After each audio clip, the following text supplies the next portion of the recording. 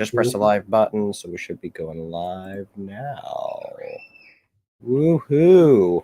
Live a little bit later than normal, although it may become the new normal.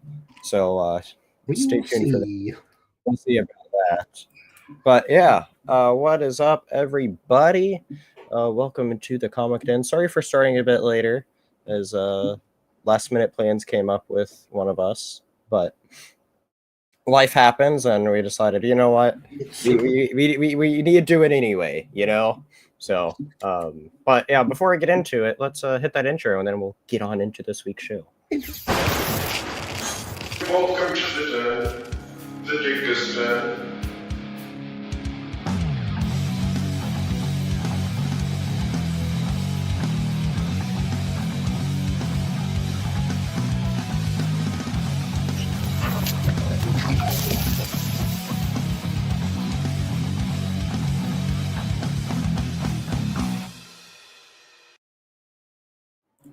All right, let's do this. Welcome in, everybody. Who we got in the chat? We got a Matthew. We got a Taco Cat. We got an LG. What is up, Kelly? Welcome in. Great to see you here for this week's special, little later than normal time show.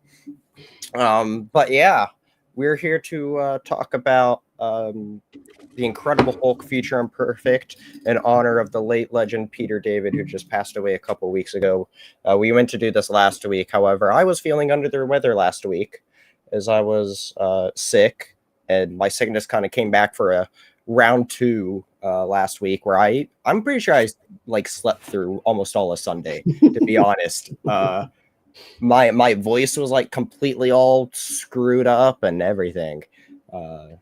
It is a very annoying sickness that I still don't think has 100% left me, but I'm feeling good now, though. So, but yeah. Good enough to talk about the Hulk. I know, good enough to talk about the Hulk. And yeah, before we do that, though, let's get into... I did talk about the Hulk last week, actually. Yeah? Yeah, Blue and I did our... well, not our... we did the new Gamma Files. The Gamma Files. Which right now is currently only available on the Patreon. But eventually will make its way over to the Rebel Nerd Radio YouTube channel. Nice. Very nice. So go check out Rebel Nerd Radio, everybody. Link is down below to that. Let's I don't know, have you read anything? I'll be honest, I'm gonna go first though. I have barely read anything, as I'm not gonna lie, these two issues that we're talking about today might be the only thing I've read this week, because I've been very distracted, riding a very high gaming high right now, because it's prime gaming season. So for anybody that doesn't keep up with gaming stuff as much, there's all these game announcements going on. Today was just the Xbox showcase, where they announced a bunch of stuff coming to Game Pass, which I'm very excited for, in between later this year and into next year, which is very awesome. And then there's been all these other shows going on, such as PlayStation had one. There's Summer Games Fest, all showing cool different games coming out. So I've barely read anything, is the point, because of that. With also, there's a new Dune game that just came out that I just came out that I'm now playing. And then also, I got a little something as well.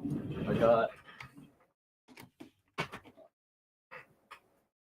got a very special Switch 2 here that got delivered on Friday as well. Look at that. Jealous. So to say that I've been distracted with other stuff, which is why I really haven't been reading too much. I need to find back the groove of balancing out reading and gaming a little bit, but there's just so much going on in the gaming world right now. It's definitely gotten the better of me currently. Cool. Yeah. Welcome in, Kilo. What's up? And what's up, Steve number 2? Steve Spawn. Welcome in. Kilo's saying I caught the Ganon and is not reading. Yeah, I know I'm not reading. It's terrible. Yes, the new Mario Kart is awesome. when I first played it, I was caught a little off guard of how different it is from your regular Mario Kart. And then after I took a break and played it again, I was like, you know what? I really like this. It's really good. And so definitely Cool. so much fun. So Very cool. what about you? I'm not really far off from you. I mostly, I think the only things I read over this week were the items on last week's pull list. Nice. So that was Absolute Green Lantern 3, Absolute Superman 8, Batgirl 8, Daredevil 22, Spider Gwen, the Ghost Spider 14, and Star Wars Jedi Knights number 4. Otherwise, no, I haven't read anything else. Fair. I need to catch up on all the polls I got because I want to try to go this week to get more, even though I've barely been reading anything. Yeah. My excuse was last week that I was sick to why I didn't even read anything, even if I felt better. But Yeah. I don't know. I've been slacking. I need to get back into the groove of it. Yeah, I need to get back into the comic groove again. But, Yeah. I mean, are we still? Can I pop up? Oh, Oh, our special guest. oh, we got a special guest. Look at that. Special guest on the show. Look at that. I don't know. What were you saying? I don't know. What was I saying? I got You're saying distracted. something about a. Oh yeah, next week are we starting the Infinity thing? I think we are. So next week. I will have to get into some reading. I will have to force myself to read. So next week we will be talking about Thanos Quest, the official prequel to the Infinity Gauntlet, which I think is a very important story to read before then, as it sets up how Thanos got all the Infinity Stones, and it's a really good story. I really like it. So, but yeah. Kilo's here saying that I used to read while I streamed. I don't remember necessarily reading much while you stream, but I need to read more. And yes, Dune has been great. I streamed a little bit of Dune when it came out on. What day did it come out? The video game? There's a new Dune game that just came out on PC, and I'm trying to remember what day it came out. Was it Thursday, Wednesday? Whenever it was that it came out, I streamed a little bit of it. Thursday. It was Thursday because I streamed like 6 hours of it before going to go see the double feature on Thursday. That's what it was. So, but yeah, Dune's been awesome. It's a new like a survival MMO game, and so it's really cool. I've really been liking it, and there's like sandworms that like you can't be over the sand too much, or sandworms will come out and can side with the Atreides and Harkonnens, and it's really cool. Yeah, I'm like in the middle of it, and it's so much fun. Definitely a time sucker of a game, but it is awesome. But anyway, yeah, like I said, the gaming season's high right now. Yeah. All right. Well, let's talk about stuff that we are looking forward to as far as what we're picking up this week. I have a lot of books to share that we're both getting on our pull list between ours, as well as just some other number ones that caught my eye when I was looking around. So let's pull these up here. Let's look at these. On my list, I got Transformers issue 21, where this is just a great Transformers series. Very awesome stuff here. Can't wait to read more of this. If the cover indicates anything, they're focusing more on this war going on Cybertron, because there's a resistance going on Cybertron, and then there's, I guess, what you could consider the main war on Earth, or maybe the other way around, that the main battle's on Cybertron and there's just a side battle going on Earth. But it's a very good series, definitely worth checking out. There's also the next issue of Spawn, which is up at 365. Yeah, of course. Along with Spawn, they're doing King Spawn as well. Cool little cover there. On my list, I have Deadpool and Wolverine, where they're apparently facing something against Nick Fury, and Strife is involved there. This is really good, written by Benjamin Percy. So yeah, look at that. It's the old Nick Fury. It is the classic Yeah, the old classic Nick Fury indeed. Newly added to your list, Star Wars issue 2. See, and I don't understand why this wasn't on my list because number 1 was on my list. So Did you like the first one? Yeah, enough to read the second one. Fair enough. I'll be sure to check it out when it hits Marvel Unlimited eventually. Yeah. Oh, Supergirl issue 2. Yeah. Oh, Titano's back. Small, boring talk. That's funny. Yeah. I liked number 1. It was good. And yeah, this is the book that the writer and the artist is the same. That is quite interesting when that happens. Yeah. It's cool. I would like to see more books like that. I understand. Obviously, that's a big time. It's a big time suck. It's a big time suck, but it really makes it special and elevates it. I think to a certain degree as well. Like the first bit. I don't remember how much, but the first bit of the Transformers run of this run was all Dana Warren Johnson also did a bit of the art for. Oh, okay. So, but then obviously, like we said, it's a time suck, and obviously, this is one of the things that they have to get out consistently because it's Transformers. Yeah, more than meets the eye. So I didn't even realize they were up to 21 on this. I know he's finishing with issue 24. Oh, okay. I would assume they're going to be change writer as this is part of an ongoing universe, or they're going to relaunch the title into number 1. I don't know which, but not to say Transformers isn't going to be done in the comics world, but I'm curious what's going to happen, and we should find out soon. As we know, solicitations are typically a few weeks ahead or a few months ahead. Yeah. And so it's getting to that time where we should get the covers and stuff for issue 24. And then we'll be finding out about what's next after that. Is like I said, I believe it's his last one. So, because he's been on the record multiple times saying issue 24 is his last. He has this complete story structure in his mind that he was telling. And he's like, once he's done with his story, he's done with his story. And you know what? Mad respect there. But anyway, back to what's on our list. Aquaman issue 6.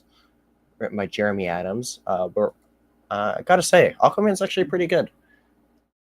I'm quite enjoying this Aquaman. Good. Also quite enjoying Green Lantern Corps, which is Jeremy Adams also has co-written. There's good stuff here. And then you just added to your list Batman and Robin 22. Oh, look at that, the Demon Etrigan. Yeah, I'm really liking this story arc. It's very Love to read. It's very interesting. That's cool. I mean, Etrigan's such a cool character. Yeah. Absolute Batman issue 9, the beginning of a new story arc. I can't wait for this story arc. This is cool. Yeah, I'm really looking forward to this. Yeah. I felt like the last 2 issues was an interesting sort of what do you want to say, like filler? I was gonna say side quest.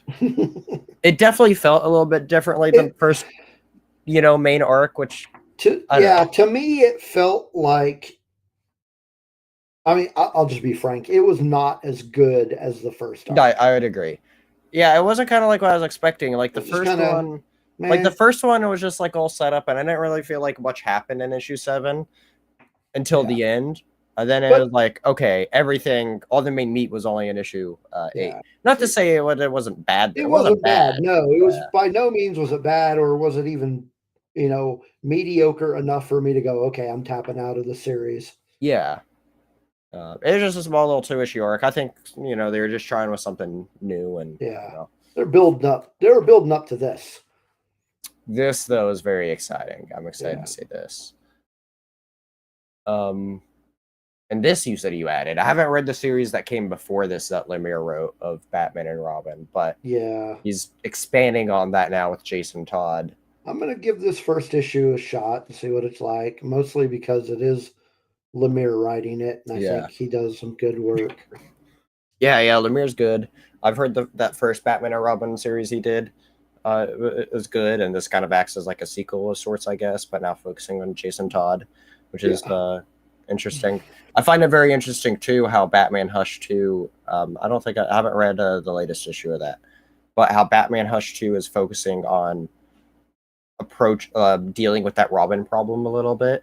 It definitely is. Yeah. There's definitely a problem going Loeb on. said. Yeah, definitely a problem. Yeah. The last issue I read, I was like, holy crap, this is Hush 2 is not holding back. No. Which is awesome to see. Jeff Loeb is killing it as always. But anyway, next up, I don't know if you added any of these to your list. I don't think you did, but we got other stuff that just number one's coming out that I wanted to highlight, such as Death of the Silver Surfer, issue 1, written by Greg Pak. Yeah, I'm gonna wait on that one. Yeah, I think I'm gonna wait too. Not because I don't want to read it, but just because like there's so much other stuff, Yeah. I'm spending enough as is. New Avengers issue 1. No, that one's on my list. Okay. Well, Yeah. nice. This is definitely one I'll wait on this one as well, but it looks cool. So definitely want to check out. Yeah, There's the giant size Amazing Spider-Man, where this features a story written by Kevin Smith. And Al Ewing and Chip Zdarsky. Yep. Huh. So quite a film. Might have to add this one to my list. Yeah, this is one where if I see it at my comic shop, it's a potential impulse buy. I won't lie. But I got also to see him wait on it.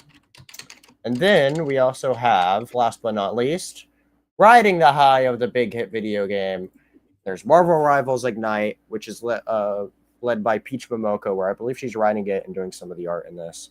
But also we see there's a bunch of other artists helping for this special one-shot, which is really cool. So yeah, Marvel Rivals Ignite. Alrighty. And then with that, we that wraps up what we're looking forward to, and talk about what our main topic here of Hulk Future Imperfect. But before we get into that, the whole purpose of the show is that we wanted to honor the late legend of Peter David, and I wanted to spend a moment to also go through all the stuff that he actually kind of like contributed, as he did a lot. Even though we just picked out this one big 2-part story arc, there's a lot that he worked on. Oh yeah. Which is crazy. So I'm trying to see if I can pull up his bibliography here really quick so we can just go. Yeah, it's got its own article because it's that big. Yeah. Oh, he has some screenwriting credits. That's interesting. Yeah. He's written and has a credit with an episode of Ben 10 Alien Force, a few episodes of Ben 10 Ultimate Alien, a couple episodes of Babylon 5. I believe he also wrote a few Babylon 5 books as well. And then he has writing credits for 5 episodes of Young Justice. And he also, I know, wrote the original Young Justice comic series, the original one, back in the 90s. He's written a bunch of novels, I see here, such as a couple of novels that ties into the Xbox game Fable. I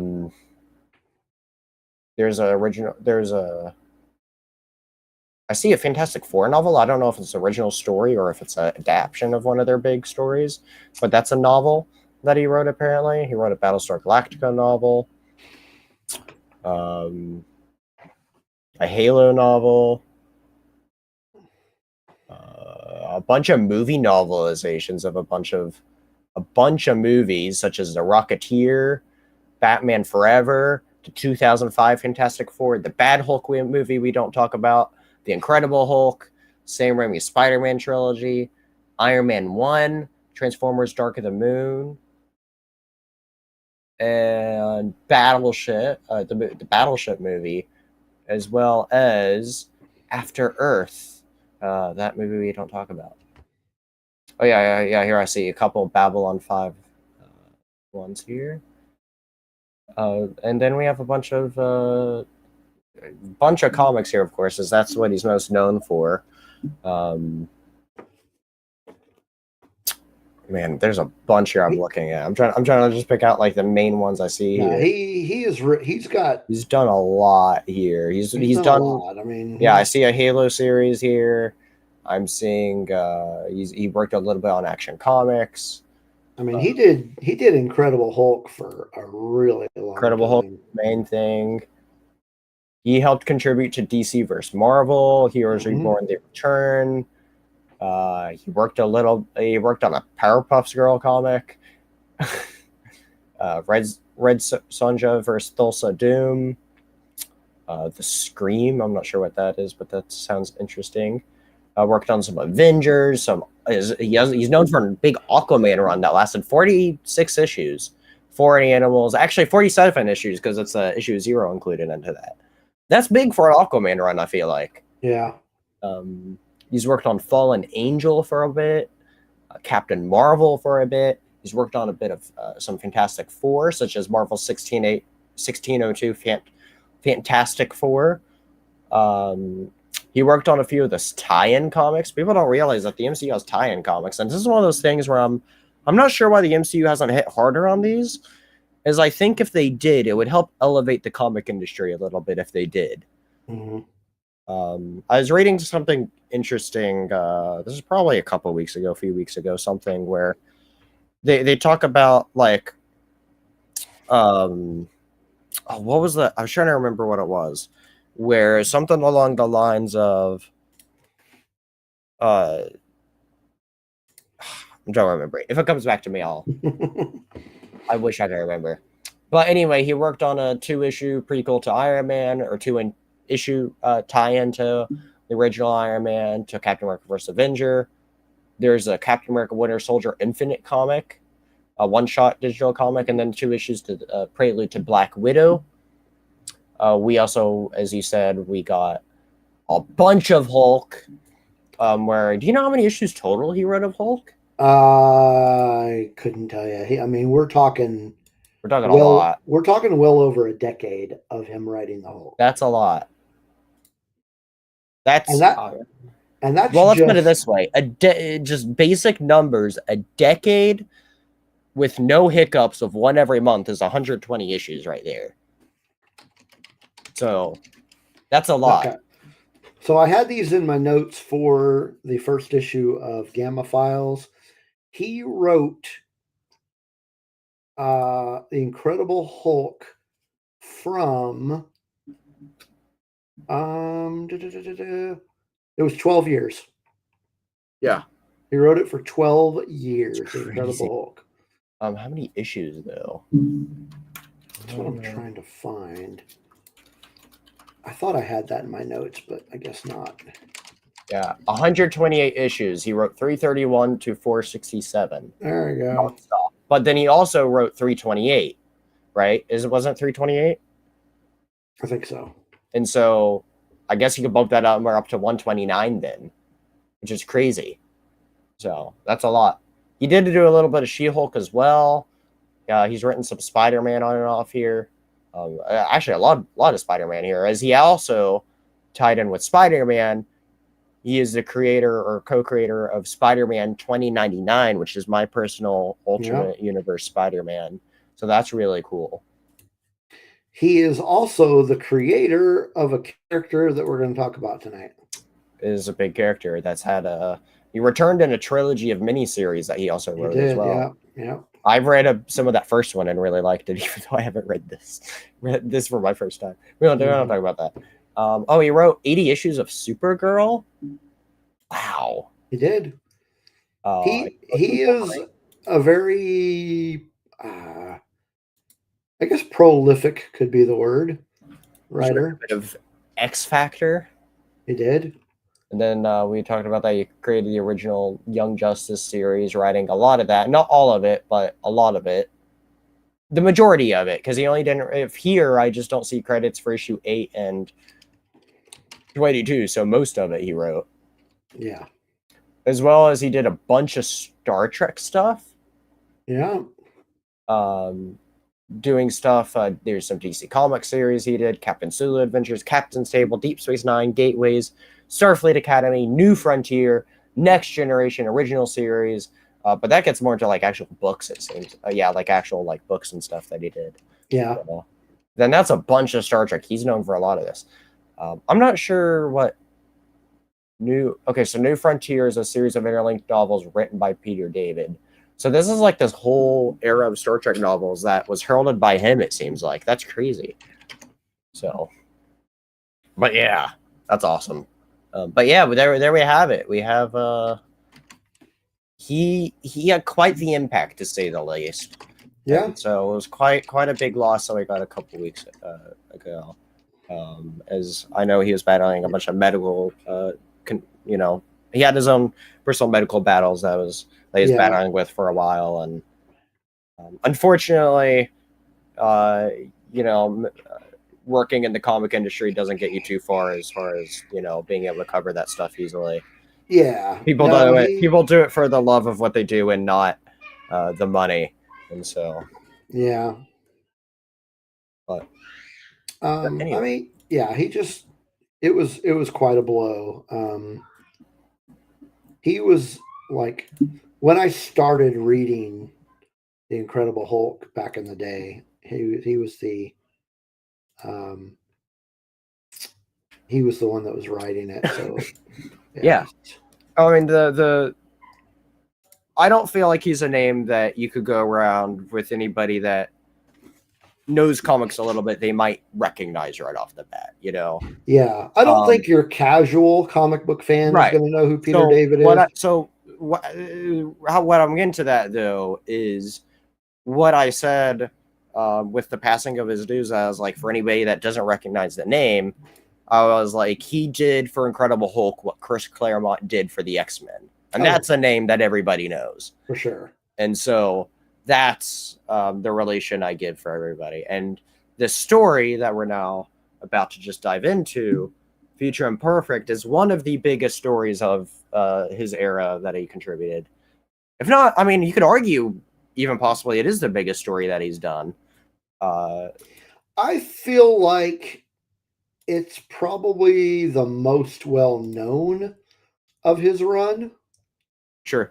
I wouldn't say, at least for me, that it is my favorite story arc of his run. I think that's very fair. But it's a really good one. Yeah. There's something this makes me very curious into reading more of his run and wanting to really dive into his run. And I'll get into that very shortly here once we actually get into this. But I don't know, any general thoughts before we start diving into the specifics of this issue, though?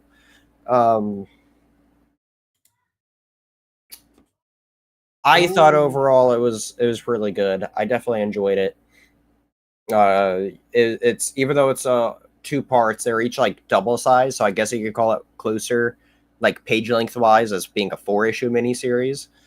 But it was like a good just standalone. Here's 2 issues. Yeah. In a way, to me, it felt like as if it kind of rode a high, or from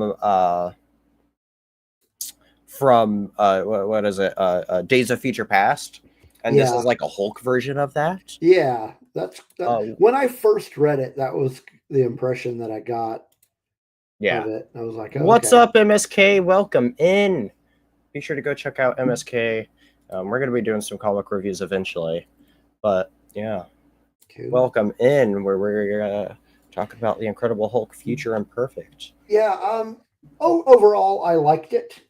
I kind of felt that it could have been longer. I could definitely see that. And I think part of it, too, is they didn't intend for it to blow up as big as it is.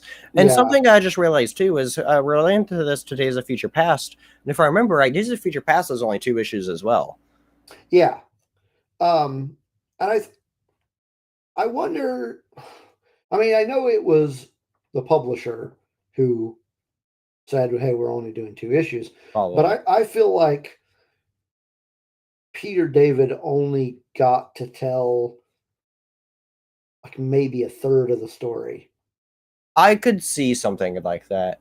I think part of it too is I don't think anybody, even Peter David, I feel like, probably wasn't expecting Maestro to blow up to be like the name that we know of him now. Yeah. And I think that's definitely part of it. Is I think he was definitely written to be a one-time, oh, this is the twist of, spoiler alert, your evil twist self from the future. So, no, go on. Sorry. Another thing I would say about this book is just some background on the Incredible Hulk. Of course, there have been a lot of writers for the Incredible Hulk. Incredible Hulk's been around since the '60s. Clearly, there's going to be a lot of writers. But the point I want to make is I can't think of any other one writer that could have wrote this. Yeah. Like if they've done it maybe a little bit more in the future, I don't think it would have been as good, because I just don't see anybody else that could have written this. Yeah, this came out in 1992, which is quite interesting. And I feel like, obviously, when you're reading this digital version, you get a little bit of a updated restoration, I think, of when you're viewing these pages. Yeah. But even then, this art is really good. And one thing I didn't realize before getting into this issue is that the art's here done by George Perez, where he is one of my personal favorite comic artists of all time. And so that was just a very nice surprise when I first opened this up, and I'm like, oh, George Perez is doing the art here. Yeah. This is fantastic. And even then, I would say it's incredible. Aha! No. But no, I mean, come on, it's George Perez though. He's a great artist. George. So I'm going to make a very what's that word? Controversial statement. I'm going to make a very controversial statement. Okay. I think, man, should I even say this? Fuck it, I'm going to say it. I think, personally, you can disagree with me all you want, people. It's okay. I think the artwork in this is better than his work in Crisis on Infinite Earth. Oh, wow. That's crazy. Not to say his work on Crisis on Infinite Earth is bad. I think what really elevates it, and this may be an interesting take, isn't well, first off, the 90s was an interesting transition time, and I think this is when we see that in general, right? With how art starts looking, how the writing starts shifting in the 90s. And I think these issues in particular is definitely a big start. And I think Peter David probably had a big part of, with his impact of the Hulk and his writing style starting to shift a little bit into this newer sort of style from when he first began. It's interesting. And part of it too is I think we obviously see that as how his art, I think, has definitely grown since Crisis on Infinite Earths. As you look at these certain panels here on this page, and they're just really detailed. Especially look at this right here. That's crazy here. That's such a great double page spread there. But also, well, I think a big part of it as well is the colorist on this too. See, that was just what I was about to say. The colorist is different, so that's going to have a huge impact on it. Does how much more it brings out the talent of an artist. Yeah, 100%. So many times when people talk about comic artists, they just focus on the penciler, when the colorist, I think, is just as big of a deal, because that's what helps, bring those images to life, to pop out to you, than just being black and white images. Right. And I was just going to say, could you imagine, just think for a moment, think about both this and think about Crisis on Infinite Earths if they were both in black and white. It would look weird. It would look, I feel like it would kind of look rough, especially Crisis with how much stuff is going on. Yeah. Crisis is one of those things where it's so jam-packed where you can miss a panel and you miss something vitally important. So you're right. The colorist really brings out a different look in the art. And this is definitely very 90s-esque, you can tell as well. Yeah, definitely. As with it being in 92, this is, like I was saying, the shift. I feel like this is the beginning of a big shift into how 90s, I feel like, was a big shift in between. You see how your art is in the 80s. And of course, we'll give prime examples of that next week with Thanos Quest and onwards then. But then we see especially Infinity Gauntlet too, because that's George Perez as well. It is, yeah. And so riding a bit of a George Perez high there. But anyway, what was I saying? The 90s though. But then when the early 2000s, that's when I feel like, not saying the art style hasn't changed since early 2000s, but that's when I feel like since the early 2000s, that kind of general style of writing and art hasn't changed too much compared to what the 90s did between the 80s and 90s. Mm-hmm. And so so 90s is, I think, is a very interesting time for comics, especially as well. I don't remember the exact years too, but especially that's when the industry started really struggling, and that's why Marvel sold off a bunch of their movie rights, Mm-hmm. which obviously that blew up in different ways with X-Men and Spider-Man back then, and even more so now with the MCU. And it was a huge interesting time for the comic world, to say the least. And this kind of marked kind of like the beginning during that era.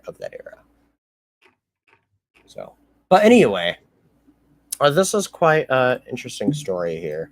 We have a lot of stuff here as we see this futuristic world here, where they Peter David, like, it takes a bit before we actually see the Hulk, as he focuses on building up this alternate reality. Well, like, hold on, let's look here. Hulk first appears. Let's go through this on page. What page is this? It doesn't tell me what page this is. Why does it not tell me the page number here? What button pops up there? This is page 10 that he pops up on. I feel like that's a little bit for your own title run. Yeah. So, but yeah, we see this. We get this awesome. Look at that awesome art of him there. That's really cool.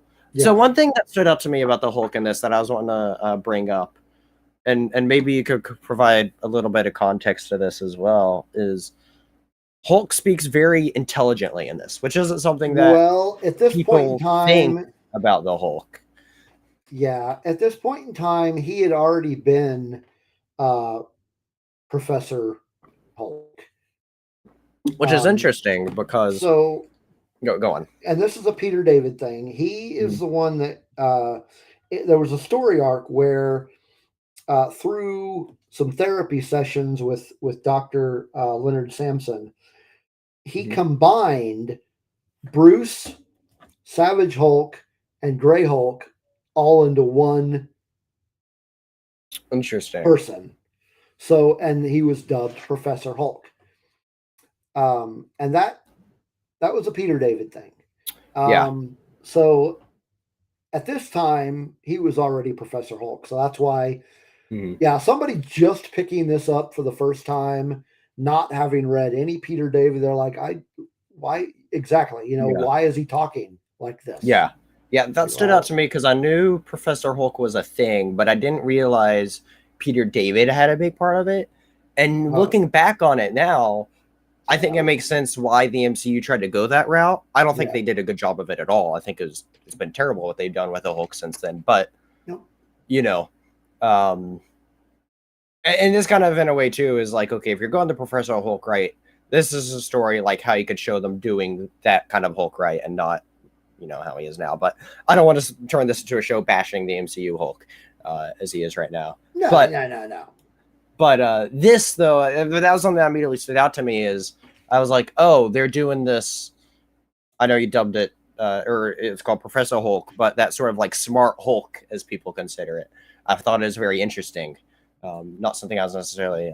It threw me off for a moment because I didn't realize it was like that era of Hulk, which is interesting. So for anybody that is curious about Hulk trivia, the first appearance of Professor Hulk was in Incredible Hulk number 377. So it took a bit for him to actually get to that. Do you know how many issues Professor Hulk lasted? It was, man. Jesus. Well, let's see. That issue came out in 1990, late 1990. Professor Hulk. Oh man, it was a long time. Fair. All righty. Oh man, I can't. I'm gonna have to look it up. Yeah, there's a lot. But yeah, we see Hulk kick butt. We see this cool page with him battling this robot, like big robot guard dog of sorts. There's a lot of cool action in this. I thought this was a really solid 2 issues overall. 5 years. 5, Jesus Christ. Yeah. That's a lot. Yeah, he just absolutely kicked its butt. Yeah, he lasted for 68 issues. Here we get the reveal of Maestro. Quite interesting, different look on a future Hulk. Yeah.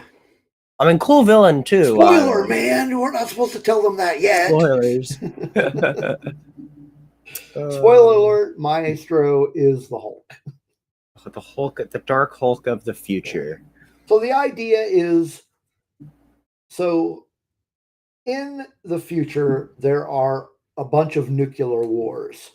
Right. The Hulk lives through them, but the massive amount of radiation on the planet drove him insane. More or less. Yeah. And he became Maestro. Yeah, it's definitely interesting, I think, and seeing the fallout of like that sort of nuclear fallout. And this was before we got big stories that kind of follow that same idea to a sense, like with Old Man Logan. Was it nuclear that world suffered from as well? And so, before they started doing things like that. And so definitely a very early story for Marvel to deal with the subject matter of that. Yeah. And yeah, it's pretty cool. I think they definitely did a good job of it. And it's interesting too, because something that stood out to me in this issue is you don't know why Hulk appears there. But it doesn't get into the middle of the issue of like they mention his origin, and then hold on. And then we close near the end of it, I think we actually learn why or how he got there. Yeah. Which is interesting. As we all learn, it's actually related to who owns this collection of stuff. I want to share this screen.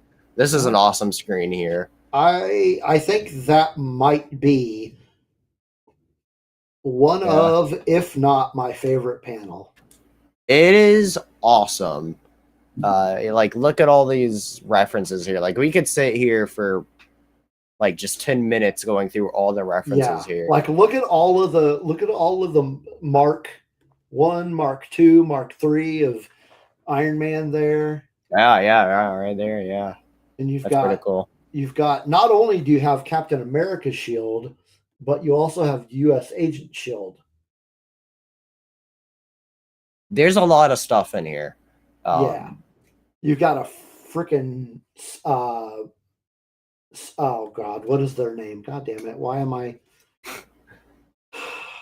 We have the enemies of the freaking X-Men. What the hell is that thing called? The Sentinel right here. The Sentinel. God damn. Yeah. I got a Sentinel head in there. That's Danny Ketch's bike back there. Dr. Octopus. Oh man, I didn't even catch the bike. There's a wrecking ball, I assume, from like the wrecking crew dude. Well, it's probably what's his name? Absorbing Man. Yeah, that's it. We have a picture there of the original Captain Marvel. You got the hammer there. The hammer, the mask. Thor's hammer. Doctor Strange's cloak. Thor's helmet. You got Spider-Man's black outfit.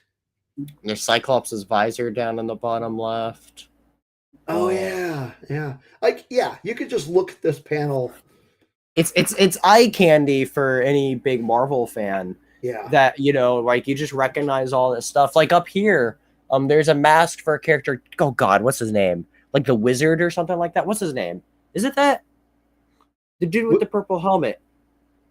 Oh, that's who this is right up here. I don't know. He's like oh my God. I know that I can see the character, and he's like, if I remember right, he's a Fantastic Four villain. Yeah. Now, you just lost me. I can't remember now.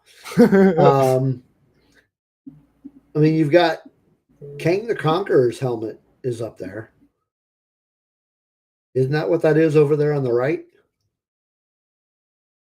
Is that what I'm trying to highlight out there? I don't think so. I don't think that's Kang's. You don't that green one? You don't think that's Kang? Oh, the green one. Oh, yeah. Actually, that could be. I was trying to figure out whose that was. I think that's Kang the Conqueror. Yeah, we have Ant-Man. We have Nova. You got Hawkeye's bow and arrow back there in the back. I think that's Ultron trying to come out at the very top right there. Yeah. I have a Silver Surfer board and yeah. Oh my god, that guy looks familiar right there. That mask there. That's Sunfire. God. I think you're right. Yeah. Yeah. A beast pelt. Oh my god, that's dark. Wheelchair. Yeah, there's a bunch of cool stuff. Oh yeah, there's Hawkeye's bow there. That's a bunch of cool stuff. There's a poster of Phoenix there. Yeah, right. Yeah, there's a lot of cool stuff here. I'm trying to remember who this dude is. Isn't it like I thought his name was No, his name is Wizard. Okay. Hold on. Yeah. Hold on, I'm gonna pull up this dude on so everybody can see. Sorry, guys, we're gonna spend the rest of the episode talking about this panel. Exactly.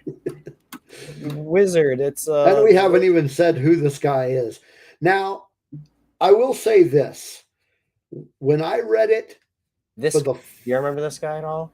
Yeah, I remember him now. I tried to put him out of my memory.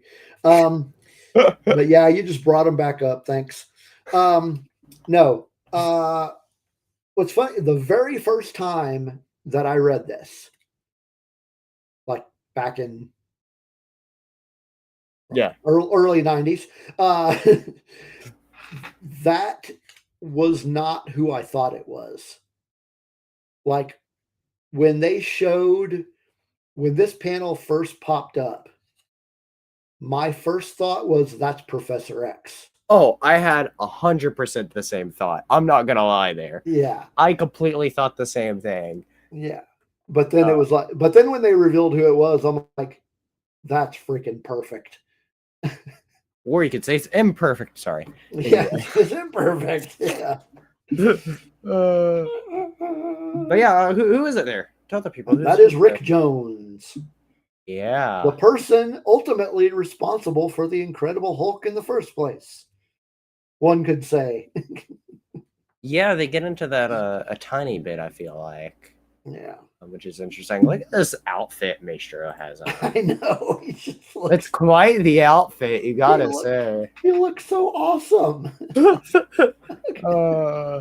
One thing that stood out to me in this story is the well, I'll show another picture of it later, actually. Okay. I really like the accentuation of the brow on Maestro. Yeah. Look at that. Look at that right there. Like right there. Especially right there. Those big eyebrows, man. It's like, oh yeah. Dude. Oh my gosh. Yeah, that's funny. Yeah, there's some good stuff. And you know what? Go back to that last panel you were just at. Which one? One more. Okay. Just stay here for a second. Even through all the nuclear apocalypse, he still has clean teeth. A little yellow, but yeah, it looks pretty good. It looks pretty good for considering how old he is. I mean, yeah, he's pretty damn old, and he's been through how many nuclear wars, and still, they look like they're in good shape, at least. Yeah, and this really shows how ruthless of a villain he was, as we just had this whole scene of them torturing this dude that's up here. Yeah. And then he's like going brain dead, lost his memory because they shifted through his mind too much. And then you just see him you don't see what happens to the dude, but all you hear is splutch. Yeah. Splash. Yeah. Little, yeah. He definitely set up how big of a ruthless villain he is, to say the least. So, definitely big. And then we see him dig down into the hero's base here, which that's like what the move that is. Just start digging down. Yeah. And that's where the issue ends, as they realize that they're both Dr. Banner. Yeah. Yeah, you see, now that you pointed out, I can't unsee how much bigger his brow is than regular Yeah. than Hulk there. It's like, look at that difference there. Oh, that's funny. But yeah, I mean, as far as that particular issue though goes, that's a pretty good one issue, I think, or first issue to begin it with. Mhm. Very cool. And then second issue, where this other cover's cool, I think, where it's like the same thing but Maestro, and so. But we delve even more into we see Maestro essentially kick Hulk's ass. Yeah. Yeah, he tears him up pretty He bad. rips him up bad, to say the very least, I think. And so, but yeah, we see them battle it out, which that was a, it's like, this is like in a sense the main fight. Well, no, this may have been the most action we got at once, but there's another big fight that we get. But we see all this stuff with him treating the Hulk and his plan of trying to destroy Hulk with kindness, as he puts it. Yeah. And this is one thing that I was saying that, like, I don't think this story would be made nowadays, because you essentially see Maestro with a lot of slaves, essentially, where I don't feel like we'd get a story like that nowadays at all. Yeah. So, but yeah, we see a bunch of that, and yeah, it's quite. It's interesting too, because I felt like this issue expanded a lot on the side character. I don't remember his name, but the minister dude right down here. We saw a lot of the minister in this issue, and he was an interesting character in this story, I think, as well. So, I mean, I think overall, though, it was just a good 1-2 punch story. I would agree with your point, though, of definitely liking to see more of this, though. And like I said, I definitely think they underestimated how much people would really take up to the story. But as far as what we got, though, I think it was still pretty solid. Yeah, I agree. So here, like, Commissioner is in a very interesting outfit. I don't know if you get to see it any better. A little bit. You don't get a great close-up like before. Yeah, not really. That's still quite an interesting outfit that he has. Kind of makes you curious, and just showcasing more how messed up this world is that's under Maestro's role. Yeah. So we get a bit more of that. We then start seeing an attempted execution at the Hulk, and then that's when the whole resistance rebellion force, whatever you want to call them. I don't know if they got a name. Did they have a name? Yeah, you've got me on the spot. I can't remember. Yeah, I don't remember either. We'll just call them the rebellion. You talking about the? I thought you were still talking about the minister. No, the rebellion. They all come up here and like, look at all those guys. Yeah, They didn't go very deep into this group. Yeah, we saw a little bit of them last issue, and like we got to feel their pain, but we didn't learn much about the group itself, other than like we don't like what we're living in. Yeah, those are the little things I feel like we could have gotten. Yeah, like we definitely could have gotten like a page or two, kind of going into why the situation matters more than them, oh well, this world just sucks. Yeah, Yeah, and that's kind of their main motivation as far as we get. And learning that, like, oh yeah, the old Rick Jones wanted to get Hulk, as that's the only person that they felt like that he could get to solve this problem.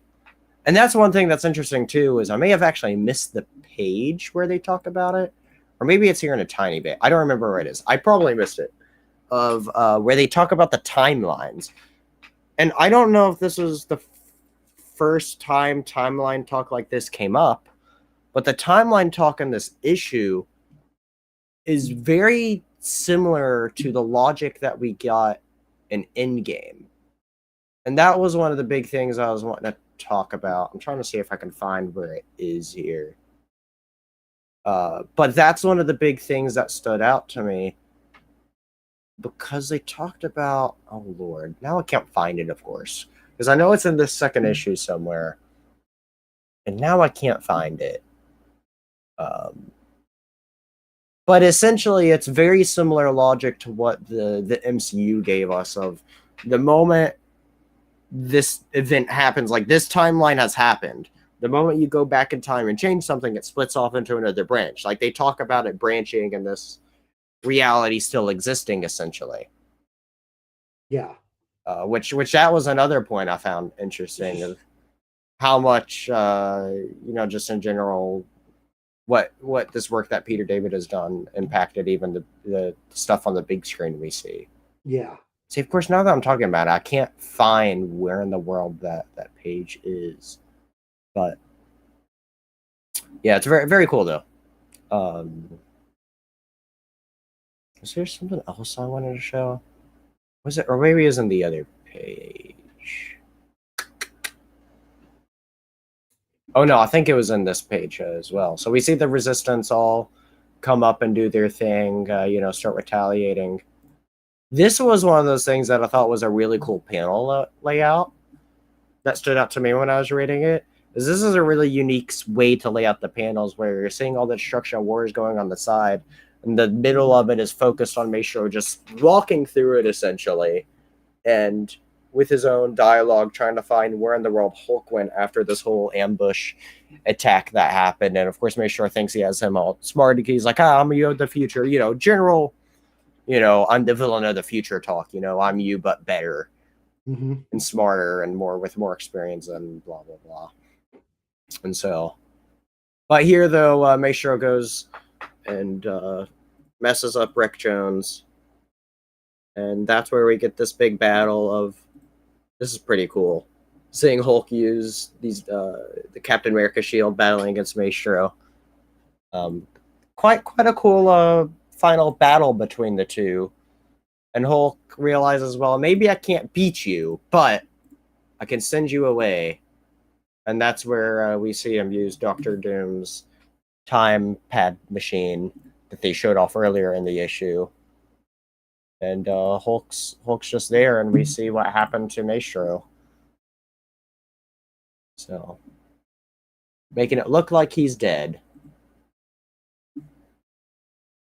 And then we got this final thing of, since Maestro killed Rick Jones. This is a cool moment where we see Hulk actually send off Rick Jones on one final adventure, putting his ashes on Hulk's shield and throwing it as hard as he can. And saying, "Farewell, my best friend. See you yesterday." And that's how it ends. And I was like, I think those are powerful words to end on. But there we have it, though. Yeah, I mean, really, really good story. If you are at all interested in the Hulk, this would be a recommended read. If you are at all interested in Peter David as a writer, I would recommend this read. Yeah, I definitely think it's a read worth reading. Which is, like I said, definitely worth reading, I think. Because we don't... It's interesting because, this is repeating history in a way, too, where Marvel, when they did Days of Future Past, nobody expected how big that story would blow up either. And Marvel keeps on doing these instances of these future set stories that keep on blowing up more than they'd anticipate, I feel like. Well, and don't forget, not only Days of Future Past, but this is right about the same time as, this one's a couple years prior. But Age of Apocalypse. Yeah. Well, that though they made into a huge event and not just two issues. They did, yeah, they did. That's what I think they learned from their mistakes. Yeah, that they intentionally set up as a huge thing. Yeah. So yeah, and that was I want to say this was 92, right? Yep, correct. Okay, so Age of Apocalypse was 3 years later. Yeah, because Age of Apocalypse was 95. All right. Yeah, I need to read that still. You always tell me I need to read it. So much, too much to read. There's always too much to read. you know what this means? What's that? We have to do a series on Age of Apocalypse. Yeah, you know what? At this point, yeah. That's going to take up a bit. Maybe that could be our next main Marvel series after we do Infinity Gauntlet. Well, or all the Infinity stuff. We'll definitely have to add in a bit of DC stuff between. Yeah, we'll have to bounce off a little bit, but yeah. Yeah, but we're definitely focusing on a bit of Marvel as well as talk about this. No, I'm kidding. Hush. No. We also got something too. I need to look at. I need to figure out exactly what to do for it. Is there's a bunch of there's some Fantastic Four stuff I want to cover. We probably should have thought about that ahead of time because next month is the movie, and we're not going to be there. Yeah, I'm thinking about I might just record some special videos. So if you want to be part of that, we can figure out timing on that. We could maybe do some bring in some guests as like a little side series or something. I don't know. Yeah. I like I said, I want to do some Fantastic Four stuff. There's at least 2 different comics I'd like to cover. Let me look at our calendar here. So next week, because it would be good, I think, to cover the Galactus trilogy close to whenever Fantastic Four comes out. That's the big one that it's but here's the thing. So we've got 4 episodes of. Yeah, we're gonna miss the release of Superman too by not talking about a Superman book. We could always postpone our Infinity Quest thing. Well, we could always do the first 2 and take a little break or something. I don't know. We don't have to do all the Infinity stuff back to back. That's true. We could. Yeah, we could do part 1, part 2, and then take a break and do the other 2. Yeah. We'll figure it out. I think that would help. I really think we should do a Superman story before. I 100% agree, and we need to figure out what Superman story to do as well. As there's a lot of those. Well, we don't need to do All-Star Superman again. That's true. Well, I know there's 4 main stories that James Gunn's Superman is mainly inspired by, and we've talked about one of those already 2 years ago, over 2 years ago. Yeah. With All-Star Superman is the first ever comic video that I did here on the channel, which is cool. Despite somebody here not liking it, but oh, come on now. I'm joking. Yeah, but anyway, that still leaves us for all seasons is a huge story that is inspired. Kingdom Come, in a way, as well as the other big story that's inspired that I actually haven't read. It's of the 4 stories I haven't read. It's Whatever Happened to the Man of Tomorrow. Oh my gosh! I haven't read that one, and I own it. I haven't read it yet though. But we could also go completely off the reservation and talk about like Brian Michael Bendis super. All right, go on. What are you gonna say?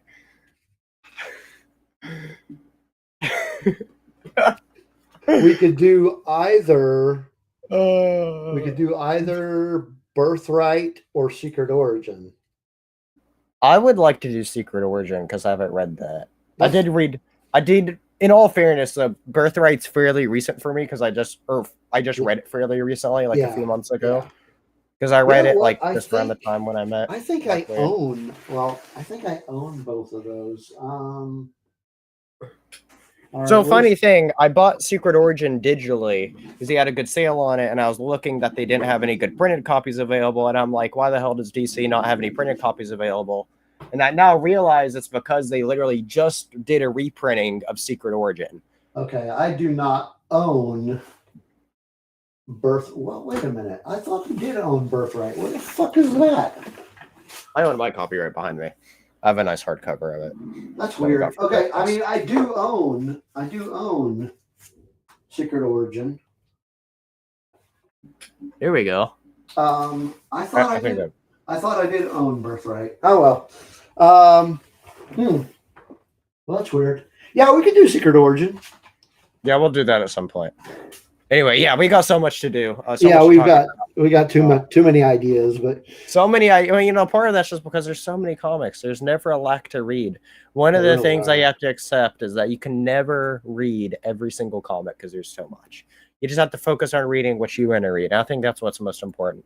Yeah. I mean, I definitely like to explore around, but I think everybody at the end of the day has their niches of what they read and what they focus on reading. Yeah. And so. And with how diverse the world of comics is, it's very much that way too, I think, where you have so much like that. So, but anyways, thank you all, everybody, so much for joining in this week's special episode of the Comic Den. Go check out Steve on Rebel Nerd Radio. Do you all know what? Oh wait, yeah, you pushed back last week's show. So what are you talking about this week? This week we are talking about the new-ish animated series, Tales of the Underworld. I hope you all enjoyed it. I'm looking forward to hearing girls' discussion on that. Yeah. So, but yeah, so go check out Rebel Nerd Radio, where they talk about a bunch of rebel nerdy goodness over there, or something like that. I don't know. And then be sure to check out here on the comic. Next week for the next Comic Den. Where is it next week? We're gonna have to start pushing it back a little bit, or change the time. Let's go with yes. Let's go with yes. Okay. Yeah. So around the time we started today is going to start being a new start time. I think we'll once we figure out the timing exactly, I'll send out a announcement, a message, or whatever. So be sure to stay tuned to socials. Link down below to the link tree where you can follow Twix and all that stuff there. I need to start being more social. Apparently, we're getting a storm. Look at there. All right. Yeah. Got to get out of here quick, huh? Nah. And then let's see here. Be sure to check out the Dingus Den Twitch where I'm gaming. I haven't been as active there recently, but I am going to be trying to do more stuff. Part of it is just because of just not feeling 100%. That sickness really put me out of my groove of really streaming. But I did a big gaming stream Thursday with Dune Awakening, and I will be doing. I'm going to actually be sharing some Switch 2 stuff once I get a capture card. I'm just waiting for one to come through the mail. And so once I get that, hopefully within about a week or something, I'll be able to start streaming some Switch 2 stuff, which should be very exciting. So, and yeah, just the capture card that's going to be a bunch of stuff that I'll be able to do. And I have a special camera stand, so I can do another setup for whenever I stream my gaming stuff to play on my TV, and not just a good camera setup here on my monitor and all that. So exciting stuff to say the least. So, anything else? Check out Hellboys that came out a week and a half ago, where we talk about the Seed of Destruction. Also, be sure to check out Shell Talk, where we are going to try to put out another episode of that in a week or two, probably. Me being sick just really screwed up the flow of a lot of things, to be completely honest. So yeah. And when you get knocked out of that flow, even for a week, I feel like it's kind of harder to get back into that for a week, Yeah, so, for sure. And so that's really it screws up stuff. And so, but I am going to try to have out a Shell Talk this week. It may not be on Turtle Tuesday as I try to put it, but I would definitely if you're listening, check out Shell Talk, as me and Chris are really enjoying talking about turtle stuff, and I'd like I want more people to check out that special history that the turtles go through. As those old comics are very interesting, and we're diving deep into those, as there's a lot of them. We're also going to be taking a sidetrack here sooner than later, where we're actually going to be talking about Usagi Yojimbo. You remember him? Vaguely. There is a big story arc with one of his first stories that involved the turtles, so we're going to be talking about that sooner than later, actually. And then you're going to talk about adolescent radioactive black belt hamsters. Stay tuned for that here in the Dingus Den. Hit that like and subscribe button. And I'll see you all next time here in the Dingus Den. Comic Den 1 week from today. next week, where we'll be talking about Thanos Quest. Thanos What is that quest all about? Who knows? Find out next week. We'll find See out. you all I don't later, know. everybody. I've never read it. Alrighty. See you later, everybody. Bye.